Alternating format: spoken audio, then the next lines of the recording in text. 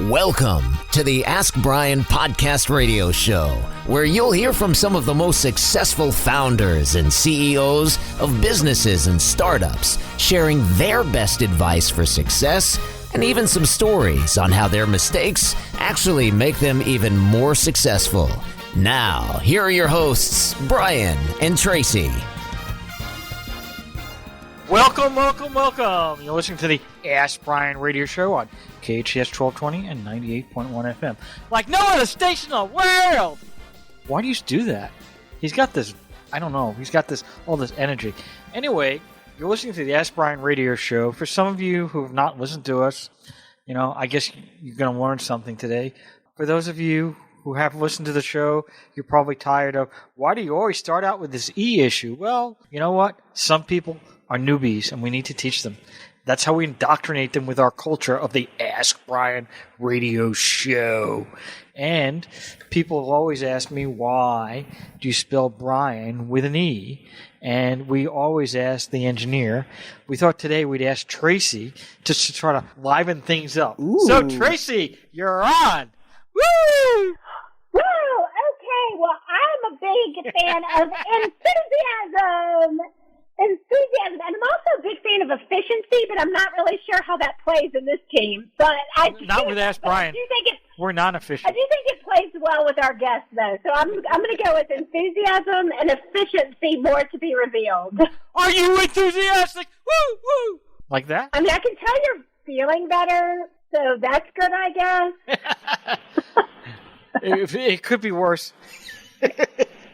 Okay, so what, you want me to continue, or I was just going with enthusiasm and efficient? I mean, I could go with excited, I could go with expert, I could go with engineer, because you have to explain why these are there. I mean, the reason we have expert is because on the Ask Brien network and the AskBrien.com, we have experts that are experts in the field that come onto the Ask Brien website and become experts and help people solve problems, right? You can't just blurt it out. And we couldn't do it without our engineer, who I personally really admire and respect, and sometimes you abuse. But that wasn't a word with an E. Oh, Traci, you make me blush. Yeah, but you missed the biggest one, and that is you have no empathy. Actually, she does have empathy. I think what you say, Master, is reflected right back on you. You have no empathy. Well, okay, how about excellence? We all have we strive for excellence in everything we do, including the show and everything we do outside of the show. Well, I don't know what we do outside the show. That's your own personal business, but okay. So, well, whatever it is, I can promise you I'm excellent at it. Let's not get into that because we do have a show to do, and I do not want to mispronounce my guest's name, so I'm going to be very slow. And that's Rushabh Mehta. Is that correct? That is correct, Brien. And Meta has nothing to do with meta tags, because I know you're in computer business. Maybe that's why I got in love with data in the first place. Or maybe you're playing tag as a kid, and you got tagged. That's true. So, Rushabh, first question I have: when did you start this business, and what business do you currently have? Perfect. So I'll start with a little bit of history about me, Brien. And let me just say, going with Traci's thing on E, I am excited to be here today and talking to all your listeners. So I started as a data space. I have been a passionate data geek for probably 25 plus years, maybe even longer, and I'm probably aging myself. And with my background, I really got into business intelligence, data warehousing, analytics, and it's been a passion ever since. From the first time I looked at data to now, being able to take that data and convert it into intelligence is really what drives me, what excites me every day. And one of the biggest challenges I started seeing as I worked in this space for many, many large companies building some largest analytical systems is everybody has data, right? We all know that. And it's, you keep hearing the term over and over again, data is the new oil. And it is, because data is really what drives businesses. It drives decision making. It drives how a business moves forward. And it also determines if a business is going to be competitive and thrive, or if a business is going to fail. And so that really drives my passion in data. And, I think about data, and I look at all this data organization has, and it's really like having crude oil, right? It's data in itself. Companies are collecting terabytes and petabytes of data these days. Every time you turn around, it's like, yes, we have terabytes or petabytes of data. But really, data in itself is like crude oil. And until you can refine it, you can clean it, and really make sense of it, there is really no value. And so I started Matchbook about 3 years back as a real business where I realized there's a big need within organizations to get clean data and really keep it mastered and have it available to anyone and everyone that touches or needs that data. And so that's really what the business is. And we started that 3 years back right here in LA, and I've been excited to be on this journey ever since.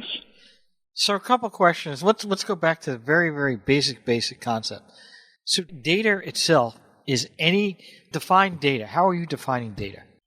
So data is any point of information that you're collecting, and that could be, and the ones that are most relevant to businesses is knowing who your customers are, knowing who you're doing businesses with, right? Because you could be in a B2C relationship where you are selling something to consumers, but you could also have B2B relationships where you're working with other companies. They might be your partners. They might be someone providing you raw material, anything.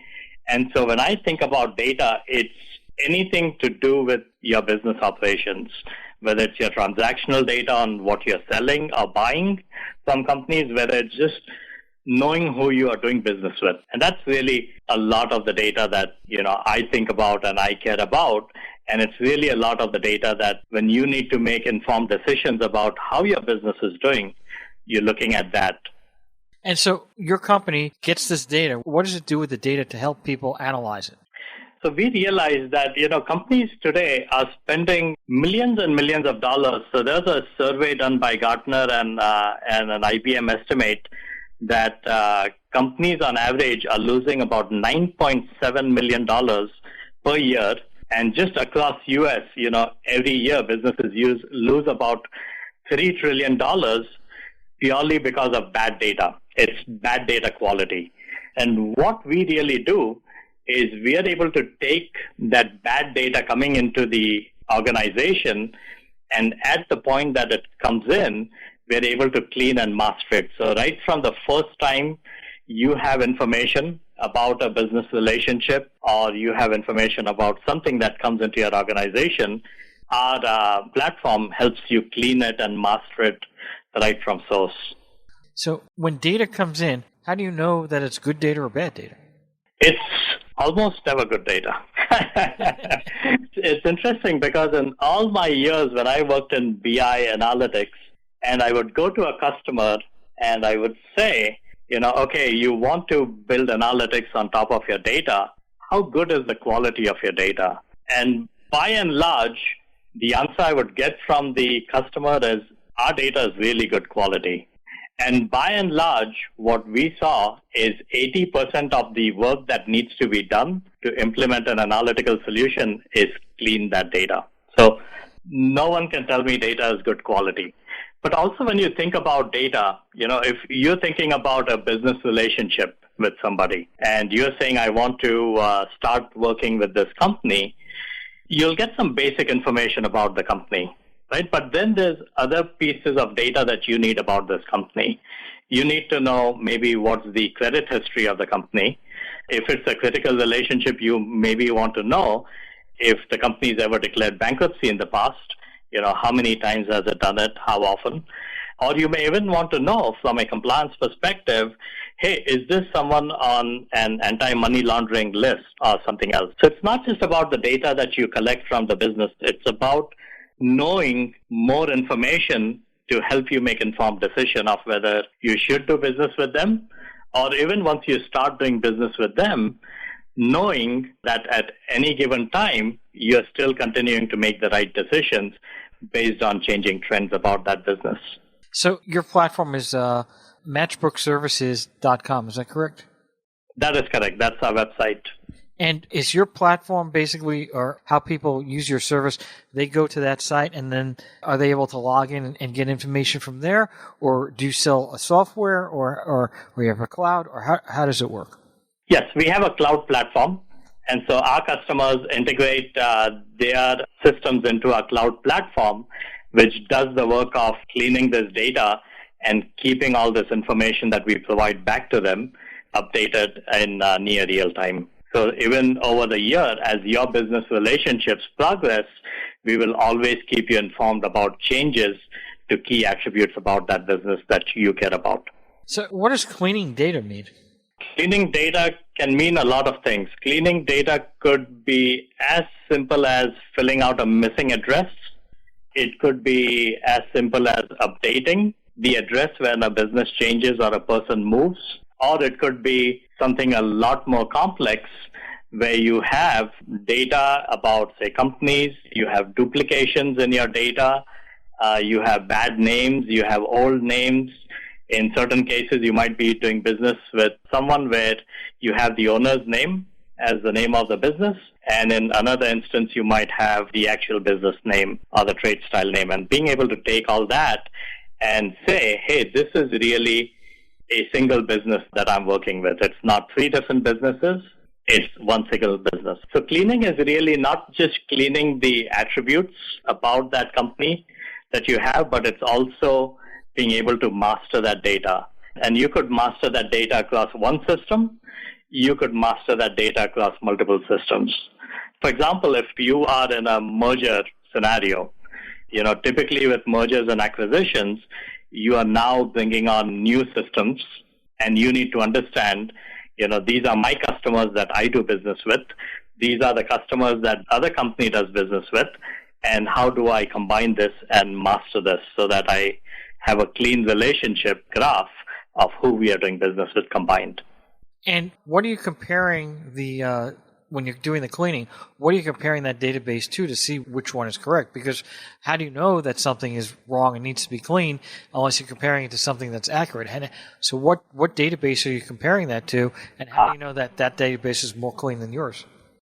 That's an excellent idea. So one thing that differentiates us in the market is we use global referential data sets like Dun & Bradstreet, like Experian, and these are global data sets and global databases that have gone through a refinement process and a mastering process where the data is much more accurate about these businesses, and then being able to take that, match it internally, and then keep the internal information updated across all systems.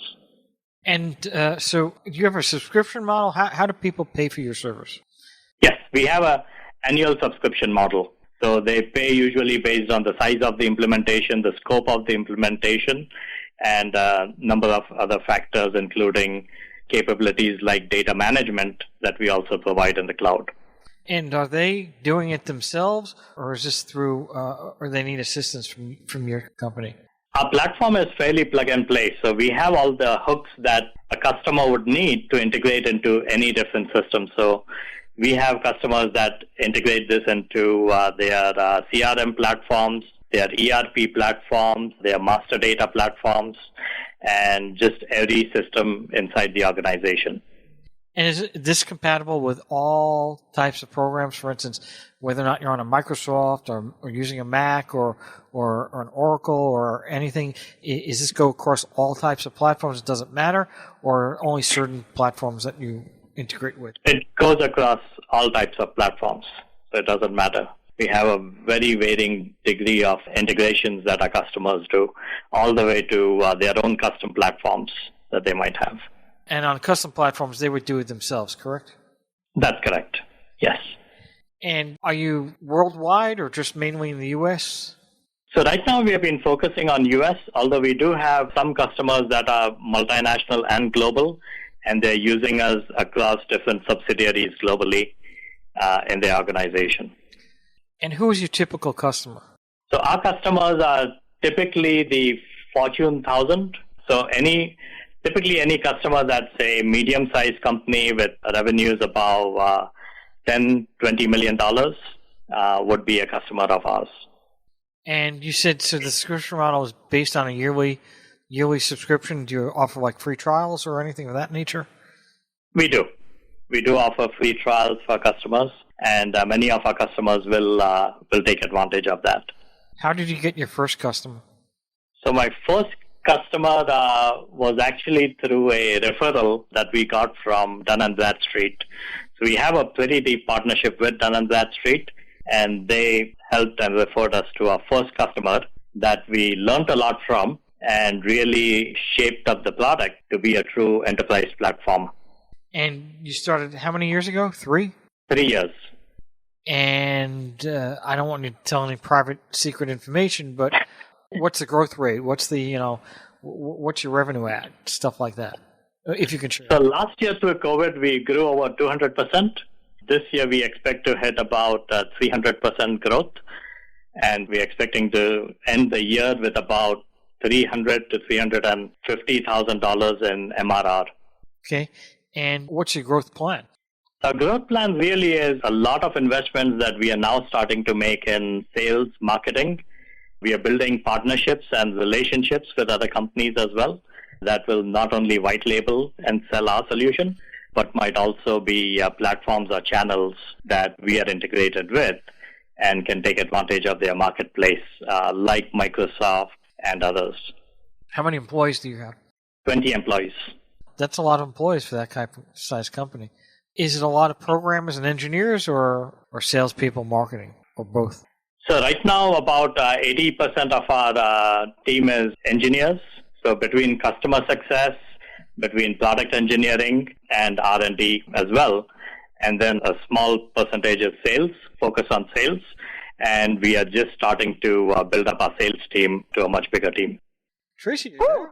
I am here. So, but here's the thing that I would love to explore is everyone loves to hear the entrepreneurial journey story. And you've achieved so much success in such a small window of time.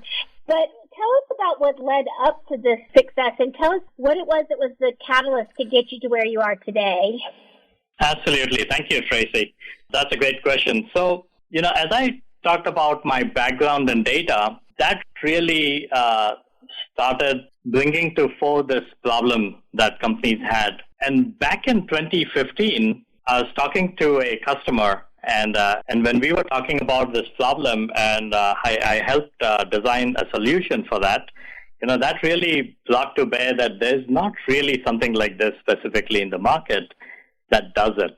And my entrepreneurial journey, unlike many, was more of an accidental entrepreneur. I actually started building this software in my garage. It was something that I did over nights and weekends. It was mainly to see if I could do it. I had the customer requirements. I knew what they wanted, and I just wanted to play with technology. And being a geek at heart, that's exactly what I did. So I initially built this out back in 2015, 2016, not really with the idea of making it a company or even selling it. It was really to see if I could do it.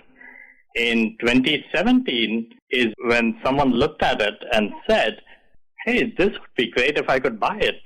And I started thinking to myself, okay, if someone's interested in buying it, then maybe there's something here, and maybe I should start a company.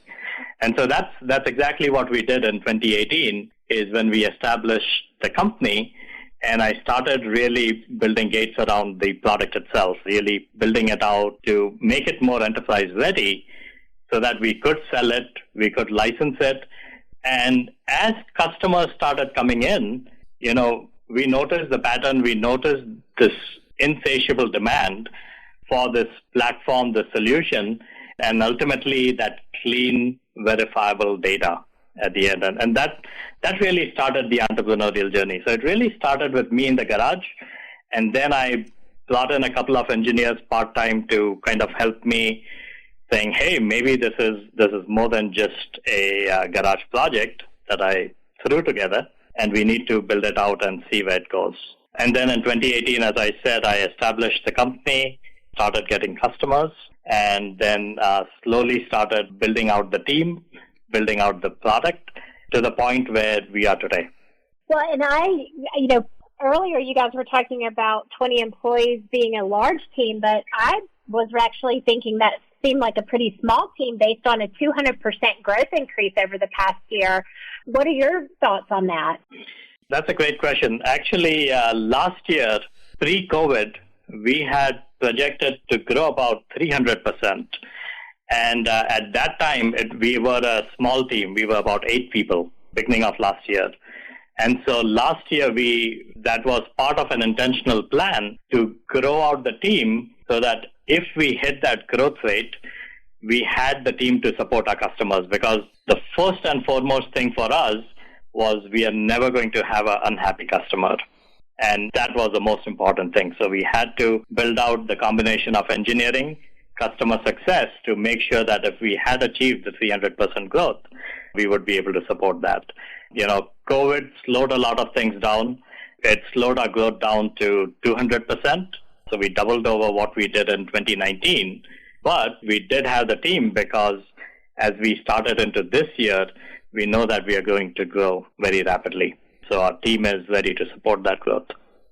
If you were to make a recommendation to an entrepreneur in a similar growth strategy situation as yourself, I find as a business owner in an accelerated growth industry, which is podcasting, it's a very fine line between making sure that you hire the right amount of people to accommodate the level of growth while not over-hiring in case that growth doesn't happen. Is there any type of insight that you could share on where you find that balance? Yeah, I think the most important thing is, if being in an aggressive growth where we are, we need to hire the right people. So the most important thing I did last year is really brought in the best people that I could think of. And that's the team I know will help us grow into the next 2 years, 3 years. That will lead this company into that growth. So it was really a decision where, we did slow down some of our hires last year. We didn't grow as much as we wanted to in terms of headcount. So we did slow that down. But we brought in very strategic hires that we knew going into this year, going into next year, because COVID was not going to be there forever. It was going to turn around. We knew the growth was going to happen, and there's no question about it. So I think it does take more planning. You may have a couple of missteps as long as you recognize and correct them upfront. And that's probably the most important thing, is keeping check on that, slowing down when it's appropriate, slowing down your growth if that needs to happen. I think that's what I would tell other entrepreneurs. And again, I might be advising, but I'm new to this, so I'm still learning. It's a learning journey. Well, and I think, one of the key things that you just mentioned that I would hope every business owner would focus on is that no unhappy customer. And I think that when you have a primary focus that's on making sure every customer is happy, then that in itself is something that the best team that you can afford and the best team that you can curate is absolutely a good way to ensure that. So I applaud you for having that be your primary focus in terms of recruitment and output of your services. So I will be the first to admit that I am data challenged, that it is an extremely difficult piece of my business to manage. I'm not a Fortune 1000 company, so I might not qualify for your services to date. But what I would like to explore is these different areas of the business where you make data so much more approachable and integrated and really add and contribute to the success of these businesses that you work with. Let's start with the marketing and sales. So it appears to me that if someone's using your data for marketing and sales, that it focuses on prospecting, market segmentation, and risk and opportunity analysis. Can you help walk through the benefits of integrating these types of data into a marketing and sales department? Yeah, absolutely. And I'll talk about some of my customer pain points when they came to me. One of the big pain points with bad data, even before you get to the opportunity cost, is just the cost of bad data, which is you have 2 salespeople that are chasing the same account because they don't know it's the same account, right? Or you have 2 different CRM systems and you have different people trying to chase down similar leads or the same leads. And that's the first and foremost challenge. Then when it gets to opportunity cost, it's understanding the relationships between your customers and your prospects. Because sometimes you could be doing business with a company that is actually related to part of a bigger concern that you're already doing business with. And those opportunities might be easier to go in and close. So understanding opportunities, but you're spot on, market segmentation, right? Risk. It's, should I be doing business with this person or this company, right? And identifying those ahead of time. So if you think about, you just prospected a company, you got past discovery stage, and before you start spending too many resources behind that sale, you might want to make sure that you can actually do business with them. So it could be something as simple as an AML or an OFAC check on the company to see if in fact there's any red flags that might prevent you when you get to that final contract stage from closing the deal. So those are just the obvious things that good data can help with. Why did you focus on Fortune 1000 companies? I mean, obviously they have money, and so that's an interesting concept. But I mean, there's not billions, but hundreds of millions of companies out there. And I would think that some of them need data issues as well. Do you have any foresight to be going after companies that may be in the top 10,000 or the top 100,000 or even small business owners that may say, hey, you know what? I need to get my data cleaned up because, I'm sending out emails and 35% of them are coming back, non-responsive. Absolutely. And that's a great question. And to some extent, it goes back to the journey and how we began and how we built the initial platform. But going back to the SMB question, that's absolutely been on our mind. It's something that we will attempt and we will go after. It's just a much larger market where the customer acquisition costs are pretty high and lifetime value of those customers are low. And so it was really a business decision to initially focus on the bigger customers, the medium enterprises, the large. So probably you're talking about maybe 5,000 companies globally that we might focus on initially, but then really spread out beyond that to the smaller companies. And so is that in your business plan at a certain time frame, or that's just... It is. Okay. It is in our business plan. So we are already building our next-gen platform, which will allow SMBs to take advantage of what we deliver. And when you say, you're going after the Fortune 1000, obviously, as we say, if a Fortune 4000 company comes up, you're not going to turn them down, right? So. Oh, no. Exactly, right? Nope, we're not going to turn them down. If they have a data problem and they have the money, let's talk. Now, are these contracts locked in? You said that they're yearly, but at the end of each year, if you want to get out, you can get out? Or is it a problem because you've got all your data and it's cleaning and everything? How does that work? It's a fundamental problem for businesses. So what we are seeing with our customers is once they start using a platform and they have integrated a platform, it becomes part of the core DNA of the company's data infrastructure. So even though we start with annual contracts, most of our customers have renewed to multi-year contracts, multi-year deals as well. I want to go back when you were working in that garage on weekends and nights, just like the engineer is doing right now, every minute of every day. Question I have for you is, you had a full-time job. Where did you work? So I was an independent consultant doing big data projects, data analytics projects. And so I was actually working with a company that is now called Lucient Technologies out of Georgia. And I was working with some of their biggest customers. And did you start the company alone, or did you have another co-founder? I started it alone. And how long before you hired your first employee? So I hired the first employee, I think 2 years after I initially started building. So for 2 years, it was just you? Yes.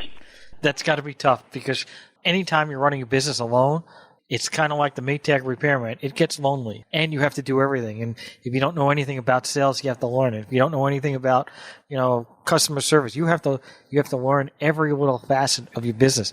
How hard was that?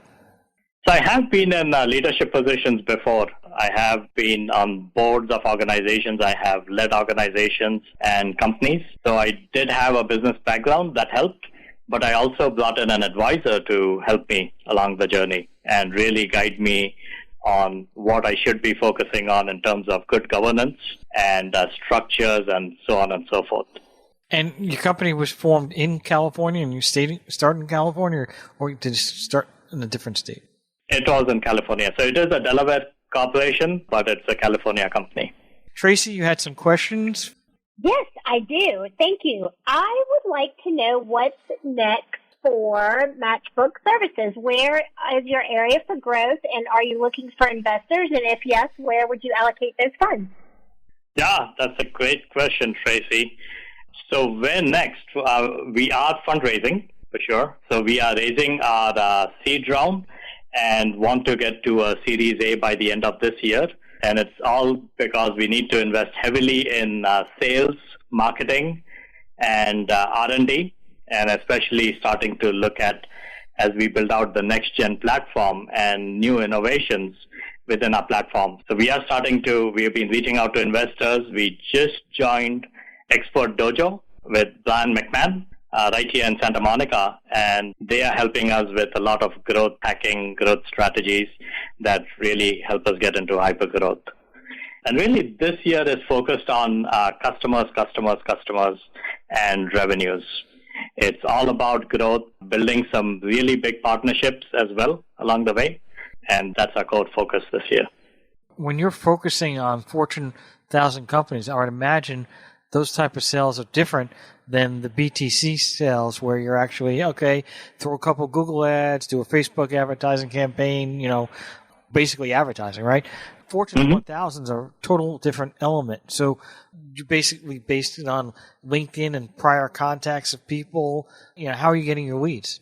That's a great question. So it's a combination of web SEO to some extent, but it's really about a LinkedIn-based outreach, not only to direct connections, but building out connections, building out that database of connections. It's about more thoughtful messaging, and it's about relationship building as well. So it's a combination of those factors. And you're right, enterprise sales are typically not a 2-day sales cycle or a 30-day sales cycle. They're typically 60 days to 90 days. And sometimes when you're with a Fortune 50 company, that sales is going to take 6 months. So it's about building, nurturing the relationship as well, and really being in it for the long term. Do you incentivize your sales team based on revenue that they bring in, on subscription models, term? What's your main criteria? It's the number of new logos, and it's also the revenues that we derive from those logos.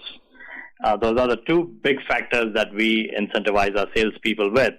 And then we also incentivize them to a lesser degree with growth in our existing customer base and growth in revenues there.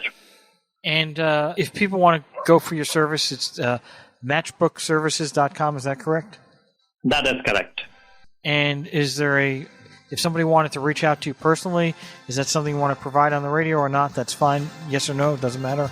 Absolutely. So my personal email is rmehta, M-E-H-T as in Texas, A, at matchbookservices.com. And where do you see yourself in 5 years from now? I would say on a private island, but... Best answer ever! And without any further ado, you listen to the Ask Brien Radio Show, KHES 1220, 98.1 FM. Thank you very much. Thank you for tuning in to the Ask Brien Radio Show. You can listen to us every Thursday on KTHS AM 1220 and FM 98.1 or via Facebook Live or anytime wherever you listen to your podcasts. Visit AskBrien.com to join the conversation and ask us your business questions, and we'll answer them on our next episode. That's AskBrien.com.